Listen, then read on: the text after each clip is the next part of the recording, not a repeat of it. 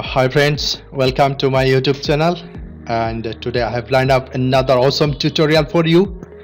I believe you will learn some cutting edge techniques today. If you have any question, please feel free to drop them in the comment box, and please like, subscribe to my channel. And today I will share some basic concept of Alias Subd with you through this sheet modeling tutorial. So let's dive in and have some fun. So the most of the parts of the sheet has been completed in Alias Subd, and in this video I have made an effort to provide just few fundamental reverse engineering techniques.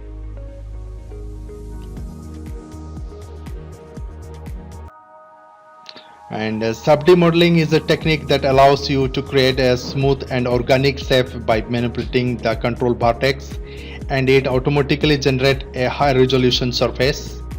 Alias Subd Retopo command is an excellent reverse engineering tool that lets you create a stunning class surface quickly and easily from any scanned data and low poly models. Alias Subd have the great ability to simplify the surface complexity and accelerate the process of developing class surface with minimal time and effort. To gain further knowledge on reverse engineering and Subd modeling techniques, you can join my online training program.